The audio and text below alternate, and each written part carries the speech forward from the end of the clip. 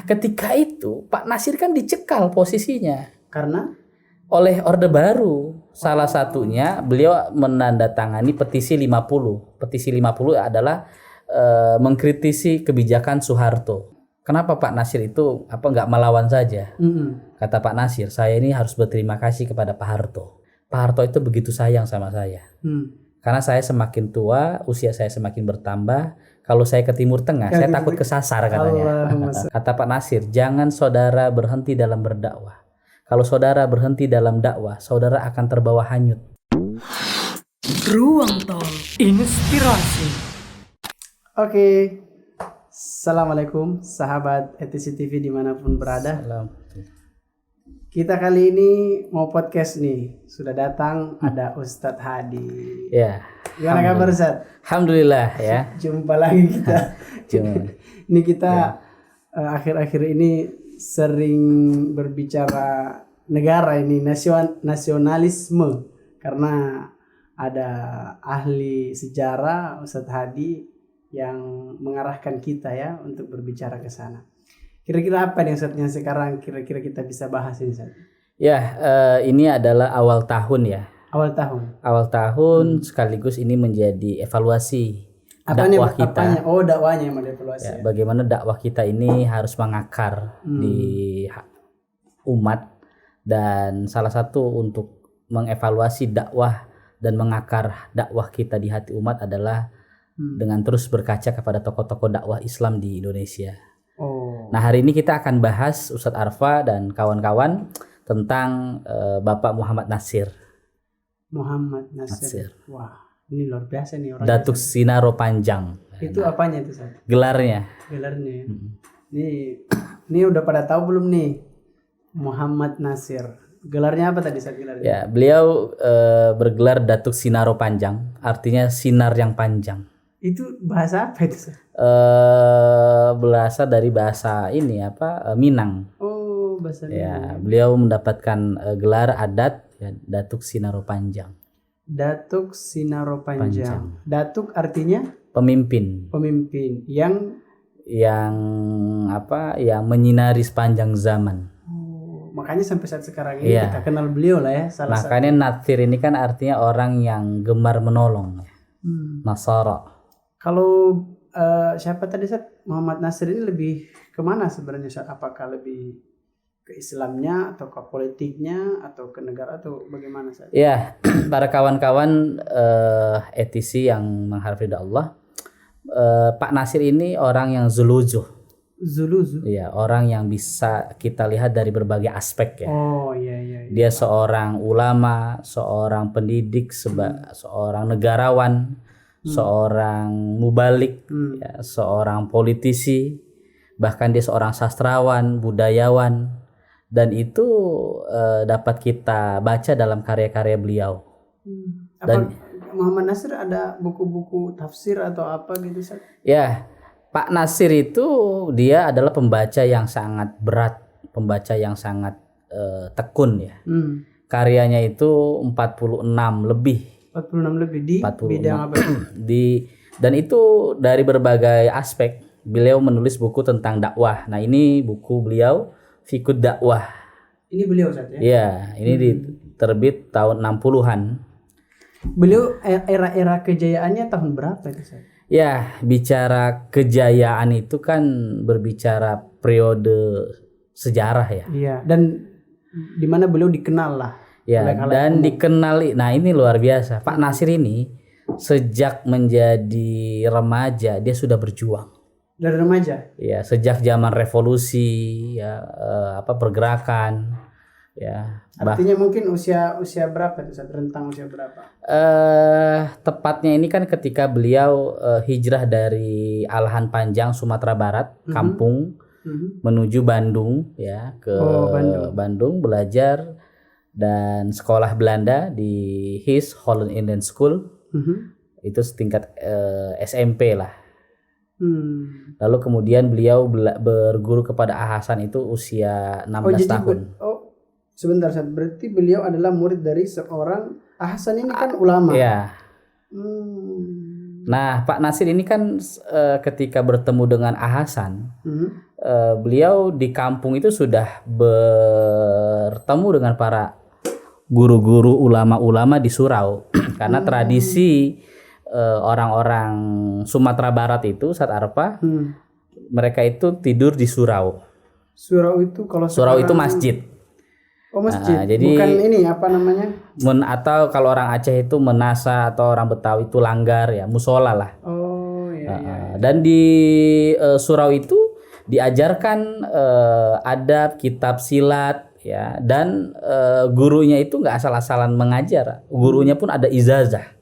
Ijazahnya ada ya. dan Dan memang Muhammad Nasir menekuni di pelajaran itu. Ya. Ya, hampir semua para tokoh-tokoh di Sumatera Barat, ya, mereka itu sebelum merantau. Jadi kan kehebatan, makanya nanti Ustadz Arfa dan kawan-kawan pasti bertanya-tanya, mengapa sih di Sumatera Barat itu banyak melahirkan para pejuang?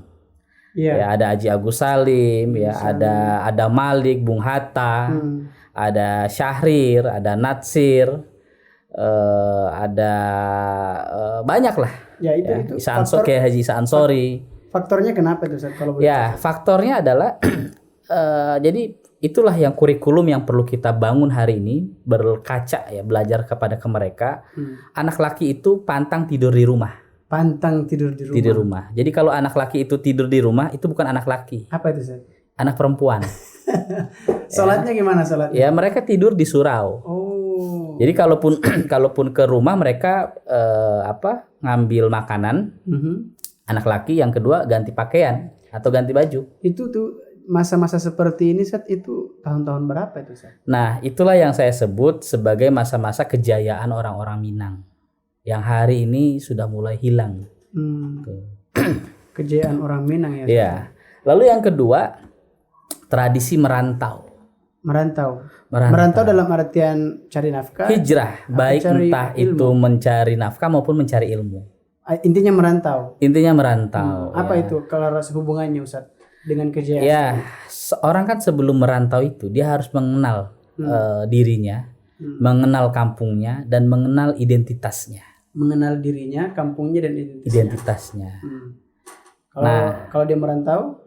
Nah, ketika dia merantau, dia kan akan banyak benturan di luar kehidupannya, budayanya, ya, sistem masyarakatnya. Ya, itulah yang kemudian pegangan buat dia ketika dia merantau.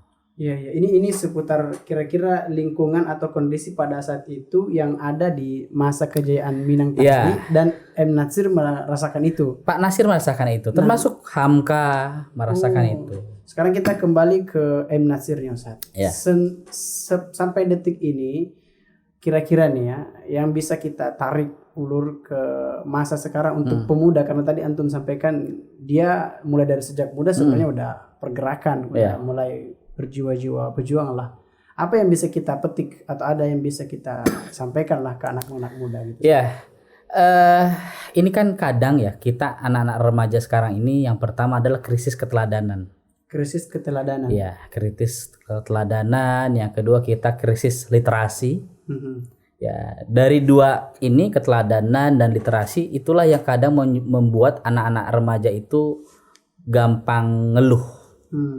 Cepat futur, ya, cepat ingin merasakan kenikmatan tapi dengan cara-cara yang mudah, instan. Ya. Nah, justru dengan mengenal Natsir dan tokoh-tokoh orang-orang hebat yang nanti insya Allah kita akan bedah lebih lanjut, mereka ini belajar dari tempaan-tempaan kehidupan yang sangat-sangat luar biasa. Benar apa kata Imam Syafi'i kan, orang itu tidak akan meraih manisnya mencari ilmu kalau dia belum merasakan pahitnya mencari ilmu. Ya, dan itu dilakukan benar oleh Natsir, Ustadz Arfa. Ya, Pak Nasir ini kan sebenarnya dia orang Maninjau, ya, satu kampung dengan Hamka. Tapi kemudian orang tuanya kerja di Alhan Panjang dan Pak Nasir lahir di Alhan Panjang. Jadi ingat ya, ketika usia waktu SD itu Pak Nasir ya, sekolah di sana di Alhan Panjang, pulang kemudian dia mencari kayu bakar untuk menghidupi kehidupan keluarganya. Tapi yang sangat luar biasa di tengah keterbatasan kondisi yang dialami oleh keluarganya dalam hal ekonomi, tidak membuat Natsir itu patah semangat dalam belajar dan berjuang. Di masa-masanya beliau Ustadz ya kan mungkin ya bisa kita katakan pada masa itu buku adalah sebuah aplikasi yang sangat canggih lah, tempat belajarnya M. Natsir. Dan memang orang-orang pasti bakal doyan dan banyak membuang waktu di membaca dan menelaah buku. Nah kalau saat-saat sekarang ini itu orang ya tadi antum sampaikan bahwa lebih suka yang instan, lebih cepat, artinya pasti lebih ke gadget. Nah anak-anak muda sekarang ya kalau kita berkiblat dari M. Natsir Sa'di itu jauh banget Ustaz. Artinya kemauan mereka dalam membaca pasti udah sangat-sangat jauh. Nah kira-kira bagaimana semangat apa yang dibawa oleh M. Natsir sehingga bisa mengobati nih orang-orang ini? Jadi saya yakin ya orang besar seperti Natsir, Hamka dan tokoh-tokoh hebat seperti Bung Hatta dan sebagainya, mereka tidak akan hidup kalau hari ini generasi hari ini tidak menghidupkan mereka. Tidak akan hidup kalau generasi hari ini tidak menghidupkan mereka. Kan kata Allah, janganlah engkau mengatakan orang yang meninggal di jalan Allah itu wafat. Ya, fisabilillah, mereka itu adalah hidup. Betul. Hidupnya itu bukan usia, tapi hidupnya itu bukan usia. Kalau usia kan orang sudah dibatasi. Iya, artinya ada dari Rasulullah. Umurnya itu yang harus kita panjangkan. Umurnya. Nah, umur mereka bisa panjang, umur mereka bisa dikenang oleh zaman, umur mereka kemudian terus berkembang sampai hari ini karena mereka meninggalkan legasi yaitu karya. Nah, itu yang sekarang lagi hilang Ustaz. Legasi itu yang sekarang dari anak-anak muda yang mungkin mereka perlu mengenal hal-hal atau sosok yang seperti Hamka, M. Natsir dan sebagainya Ustaz. Nah ini yang hilang lah kira-kira begitu Ustaz. Nah makanya orang-orang besar itu kan, makanya kata Hamka, kita tidak akan menjadi orang besar jika tidak pernah membaca sejarah orang-orang besar. Ini catatan nih buat anak-anak muda ini. Apa tadi Ustaz coba Jadi diulangi, kita tidak akan pernah menjadi orang besar jika selama hidup tidak pernah membaca sejarah orang-orang besar. Iya, ini anak muda banyak yang baca Ustaz. Tapi bacanya ya novel. Ya, karena kalau kita baca novel, kalau kita baca yang remeh-temeh, yang receh-receh itu bukan bicara hal yang besar. Makanya Al-Quran itu kan bicara tentang kisah-kisah orang-orang besar. Ketika kita membaca Al-Quran kan kita membangun semangat optimisme.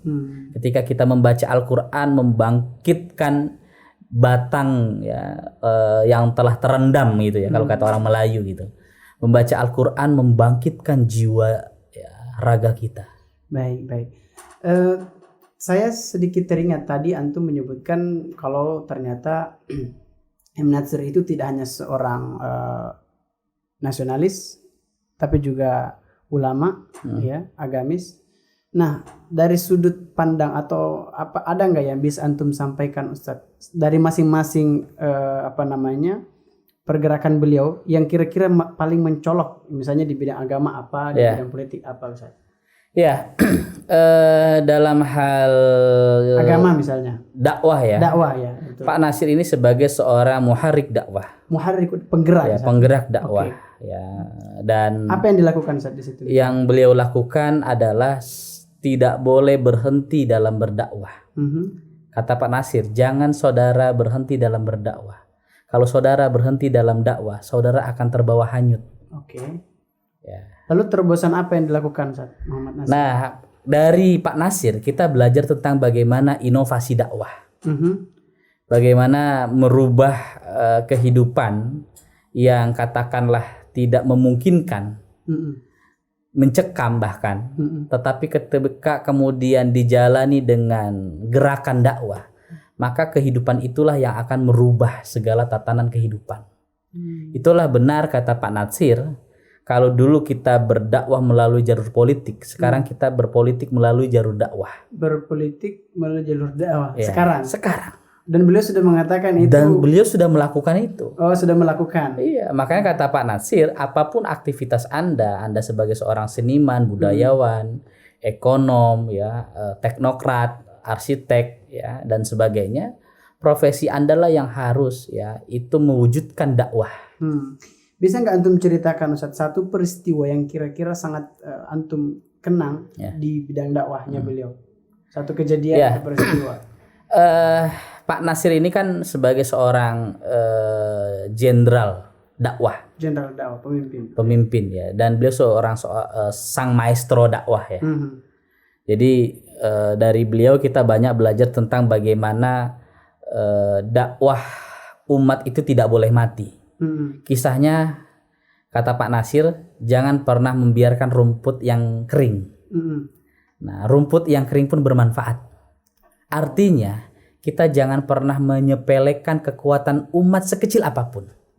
Karena sekecil apapun kekuatan umat itu adalah akan menjadi sebuah kekuatan pendukung dakwah kita. Lalu kemudian Pak Natsir ketika Dewan Dakwah didirikan tahun 1967, sebenarnya kan itu adalah kelanjutan dari gerakan dakwah yang dilakukan oleh Masyumi sebagai kekuatan partai politik. Maka Pak Natsir kemudian menghidupkan dakwah dengan lembaga yang lebih jangkauannya lebih luas. Nah, salah satunya adalah mengirimkan para mahasiswa belajar ke Timur Tengah. Oh, inilah peristiwa atau Ustadz Arfa hari ini kuliah di Lipia. Lipia, Lembaga Ilmu Pengetahuan Islam Bahasa Arab, itu juga tidak bisa lepas dari jasa Bapak Muhammad Natsir. Oke, ada apa itu di belakang? Ya, kisahnya begini. Dulu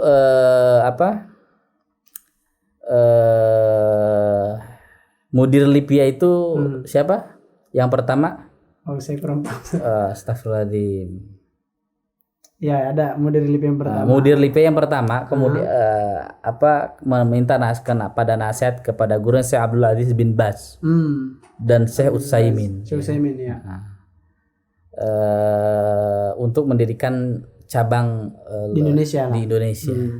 Lalu kata kedua tokoh ini, orang yang Anda harus datangi adalah Muhammad Natsir. Allah, ini serius Ustaz? Nah, kemudian Muhammad Natsir ini menggalang kekuatan ormas-ormas dan para pemimpin-pemimpin untuk mengumpulkan sekaligus bertemu dengan Syekh ini. Syekh bin Baz dan Syekh Utsaimin. Syekh bin Baz dan Syekh Utsaimin dan mudir Lipia ini yang pertama. Masya Allah. Ini dedikasi. Makanya kata Pak Natsir, pidato Pak Natsir di kampus Lipia itu luar biasa.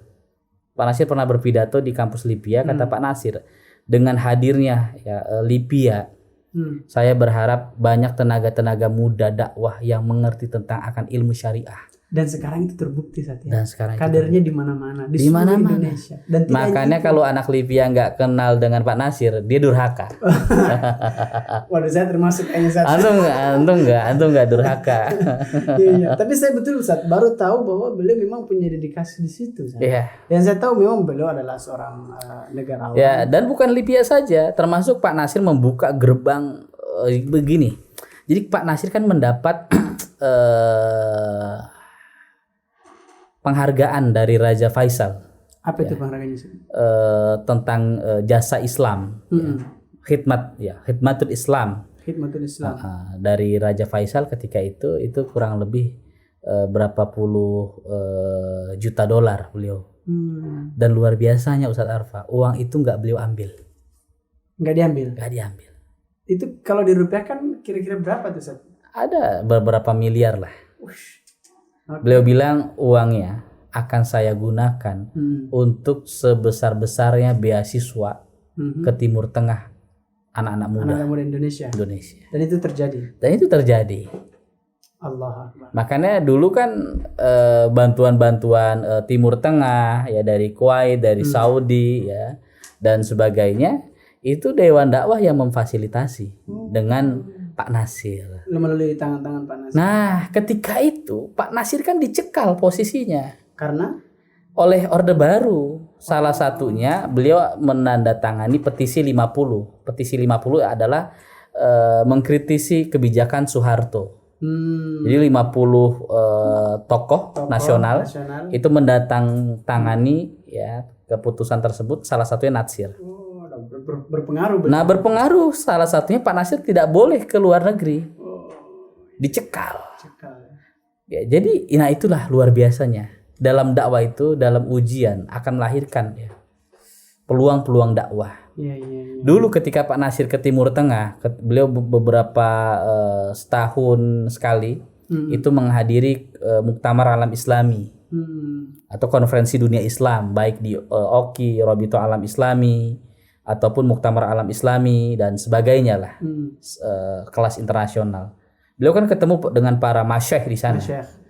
Tuh ceritalah tentang Indonesia ya. Indonesia butuh ya kekuatan bantuan dakwah. Termasuk salah satu yang mengantarkan nama Indonesia. Iya. Baik, Sat, itu tadi. Nah, taruh Ustaz Arfa, ada yang lupa tadi. Apa itu, Sat? Jadi akhir ketika beliau nggak boleh kemana-mana kan, dicekal karena mendatangani. Ya, dan luar biasanya, Syekh itu kemudian datang ke Indonesia. Allah. Kalau Pak Natsir ke Timur Tengah, Pak Natsir bawa proposal ya tentang proyek-proyek dakwah Islam.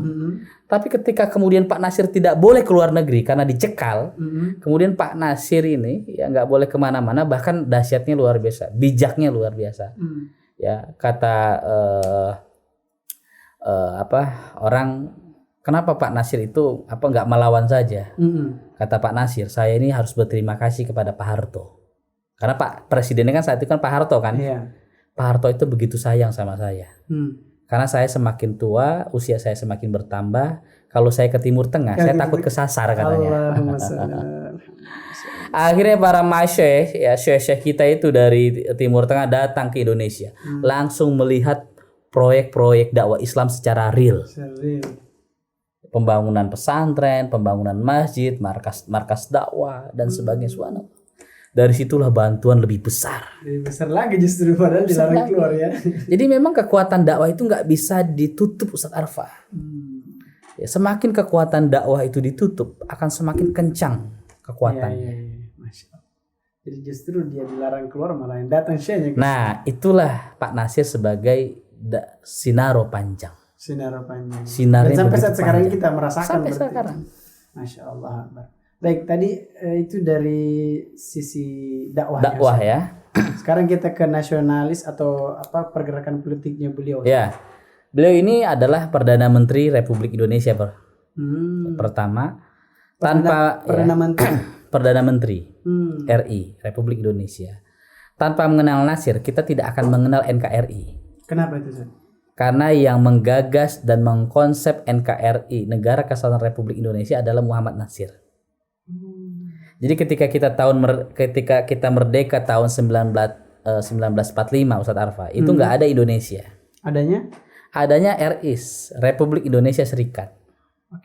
Terdiri dari 16 negara bagian. NKRI baru hadir setelah 5 tahun dari Indonesia merdeka. Setelah 5 tahun dari RIS tadi itu. RI tadi ya. Tahun 48, 3 tahun setelah kita merdeka, apakah Belanda kemudian selesai kabur? Enggak. Belanda kemudian menggalang kekuatan bersama membonceng Inggris dan sekutu menyerang kita. Bahkan kita sudah merdeka tahun 45 loh. 45 kan? 3 tahun berikutnya Belanda datang, kurang ajar kan? Dan bawa teman-temannya. Penjajah semua tuh, Inggris ya, dia bawa penjajah-penjajah yang lain termasuk dari India dan sebagainya. Ya. 48 dan mereka nggak tanggung-tanggung saat itu menduduki ibu kota kita. Saat itu ibu kota kita di Yogyakarta.